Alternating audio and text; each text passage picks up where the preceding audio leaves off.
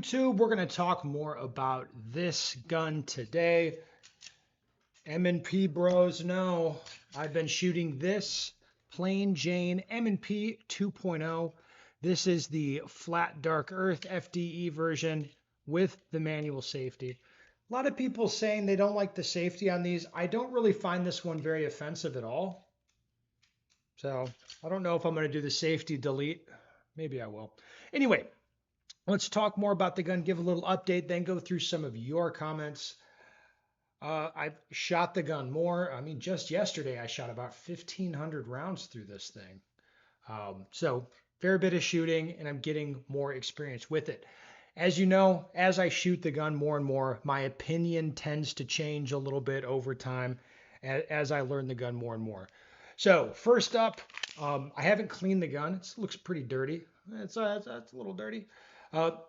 I haven't had any malfunctions. I haven't had any issues with the gun. Mechanically, everything has been working as it should be. As you know, that's one of the most important things. So I was like, that's great. Everything is working well with the gun. Let me talk about a couple of, I wouldn't say this is a problem with the gun, but it's a struggle that I'm having. As I'm getting adapted to this gun, one thing that it's not a huge struggle. It's just the grip is not quite perfect for me. It's a little bit more elongated and it's a little bit thinner than the Glock. So that, I more typically shoot a Glock. So you can see there's not a ton of real estate for me, for my support hand to even connect to. And then it's going to happen later in the draw stroke than I like. So if I kind of relax my arms, relax my elbows, my hands will separate from the gun as I lower it down here. So it's like as the gun's thinner, it's more difficult to kind of roll that pressure on before the gun's up at my eye target line. So I'm struggling a little bit to get a grip on this thing quickly. Now, first, it's getting better with training, I'll say, as almost everything does. It's getting better with the training. And I've had some really unusual outcomes with this gun. So I was doing some fast shooting, bill drills or something at a little bit of distance, like 20 or 25 yards. And it was interesting, the outcome, where stuff would generally stack up in the center. And with most guns, I will do something very normal and predictable when I make a mistake. So typically I'll push the gun a little bit, or maybe I'll ride the dot up and recoil. So things will pattern maybe left, maybe a little bit high, depending on the gun and what I'm doing and all that. This gun's been different where things were clustered in the center, but there'd be real wide flyers off to the right and off to the left. I think what's happening with me there is, again, that inconsistent connection until late in the draw stroke so I can get the pressure on the gun. And then the other thing that's kind of weird is the trigger. I was just comparing.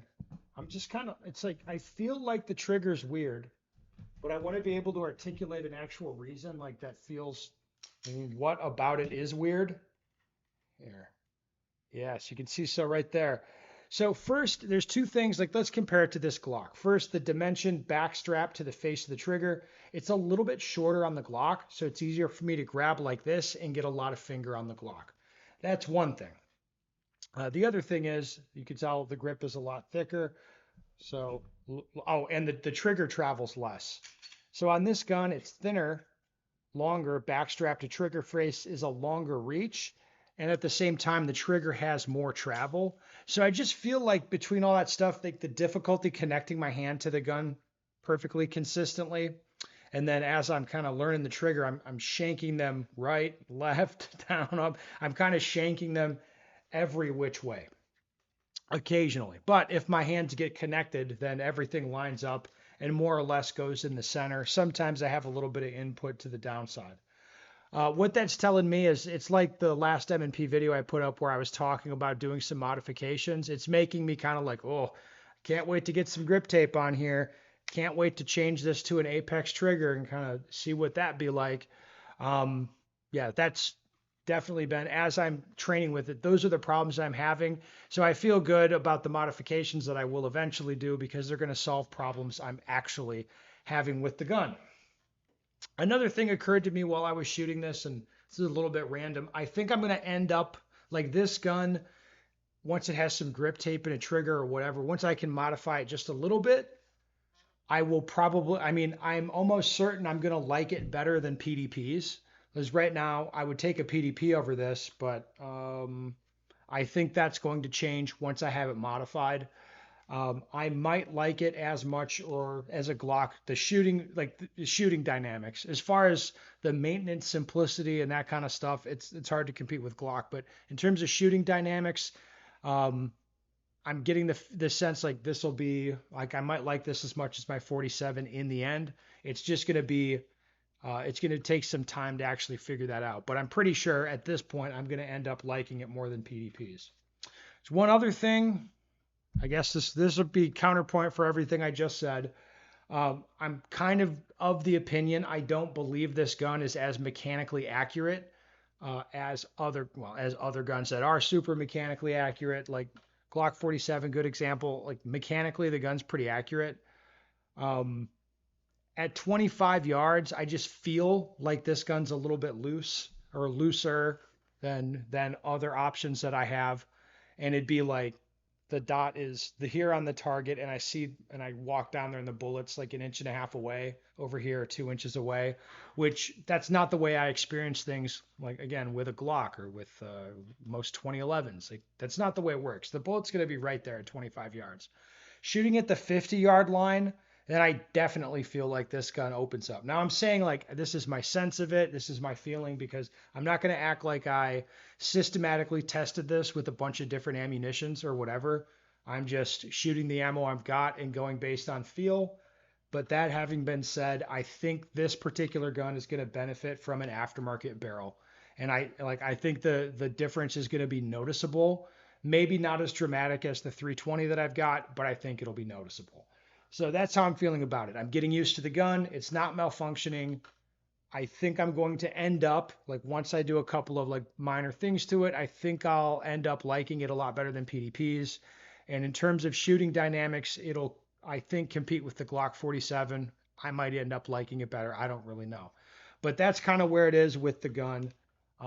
Right now, I feel like I'm just like driving a car in third gear, right? It's like I'm not, going really hard with it yet. Just kind of getting my feet wet with it and having a good time. All right, let's go to your comments on my last video. In the last video, I was talking about how I wanted to maybe skip the 10,000 rounds before I do a mod thing. And I ended up ordering some stuff, grip tape, base pads for the magazines, and an Apex trigger kit. So let's go through your comments. Smith & Wesson Inc. posted, "We got 'em, boys." Well, I didn't notice that. I didn't know that was them. They put that on my channel a couple weeks ago. Is that actually, that's actually their YouTube channel. Oh, that is hilarious. That is actually, see, they're getting good on the social media. I think they've been trolling SIG lately too. That's fantastic. Nice to see people react to that base Smith & Wesson comment. Let's go. Thank God Smith & Wesson hasn't dropped any "it ends today" bullshit. Keep it up. Yeah, people, I'm happy to see. This is the type of social media that I want companies doing. Smith & Wesson, do more of that. Less of this dumbass ending today with SIG, and let's do more Smith & Wesson. Let's do the antics. Let's do fun. All right. That I Need It was spoken with the conviction of a crack addict going through withdrawals. I love this channel. Yeah, I think I was saying I need the Apex trigger. I do. I've been an M&P guy for ages, and it's funny to see people reluctantly coming around. Yeah, there's M&P guys out there. I'm not as excited about your gun as you guys are. I'm happy that you're excited. Get purple base pads for peanut butter jelly time. I'm ordered base pads for the gun. I think they're going to be orange or some other dumb color, so they're readily identifiable for me. I would go for purple base pads. I like that. Steger learned his Smith & lesson. Maybe I did. If you make a video called "The M&P is the one for me" a week after I got my Glock 47, I swear to God, I'm going to crash out. I mean, again, you guys want me to be honest with you? The Glock 47 is like the striker fired duty style pistol that it's easy to recommend to people without any reservations. If somebody's asking me, I'll be like, yeah, buy that one. If they're like, oh, I don't like the angle or I don't like that one, or it's like, well, you should look at these. Look at a PDP, look at an M&P, maybe a few other things. Like that's the advice I'd give now. Okay. Ben, take that katana off the wall and teach us the art of the blade. Man, I got to be careful with katanas. There was an incident when I was a kid. Somebody lost a pinky. We got to be careful. Give in, join me in the dark side. M&P Apex is the chosen one. Yeah, I have to tell you guys, you know me, I like Apex products, generally speaking. Like for example, in this Glock 47, Apex trigger, sweet, kick-ass trigger. I've got, you guys are gonna laugh. I have my 320 with me on this trip. Inside of it, Apex trigger system. The shoe is actually from agency, but I like the Apex stuff. Now, of all the Apex stuff that I've used, I have to say, in particular, the drop-in M&P trigger kit that they have, it's insane. It's fucking insane. It's really good. Seen those come through classes a lot. People really like them. All right, I'm always shocked how people don't give M&P series recognition. They seem phenomenal, and I still have my original M&P 9. Okay. There's more out of the box than Glock will ever offer. Welcome to the club. Okay. Man, you guys are big fans. It's like, I don't know. Hallelujah. Ben has seen the light. M&P is master race. Man, I dropped this video 2 weeks ago. I don't remember being this positive on the gun. Like, I'm just like, I'm enjoying shooting it, and I want to jump ahead and start doing the mods to the gun is how I remember feeling, but maybe I was a little more positive than I remember. All right, this is exactly what I did to my new M&P. M&P, Talon Sandpaper, TTI and Springer base pads, Apex FSS trigger. Yeah, I mean, that's the stuff to do, right? So, like the base pads, this lip on them, this is hopeless. You grind it off or change them to some other pad, obviously. The magwell itself, I don't feel the need to remove material from. Like I said, the grip's a little thin for me. So adding the tape is going to make it a little bit thicker and give me a little more to hang on to. And then the Apex triggers, like it's just sick. So yeah, I mean, those seem like the mods that make sense. I could see looking at the recoil spring too.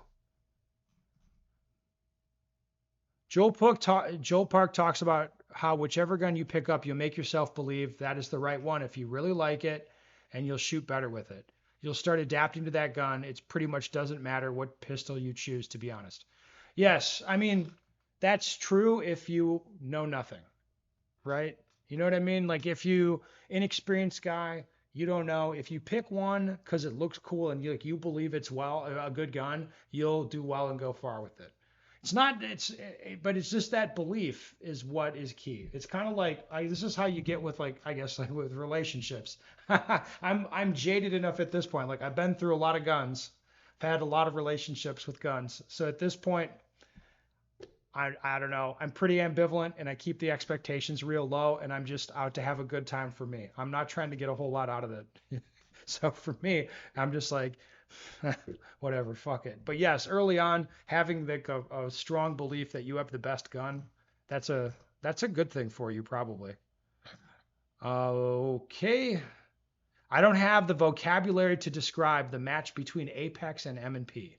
You just know it when you shoot it. I'd say perfection, but I think it's already taken. No, it's just a really good striker fired trigger. I like it because it's got enough feel that I feel safe with it, and like I can feel what's going on with the trigger. It's not heavy. It's easy to pull it fast, and it is a reliable setup. Again, in my observations, not really my direct experience, but I certainly see a lot of that setup in classes. Other brands of striker fired pistols, like it's different. You don't often see the triggers have the same properties and have the gun run reliably. So however the M&P is built or whatever, and whatever Apex did in combination, it makes for a nice trigger, I would say.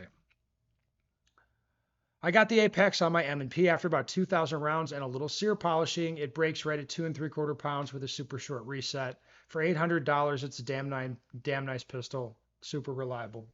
Yeah, okay. Fair enough. All right. Well, that's where I stand with the M&P. I guess the additional stuff from my more recently shooting it is I'm kind of considering an aftermarket barrel. I probably will do one, and I think it will matter.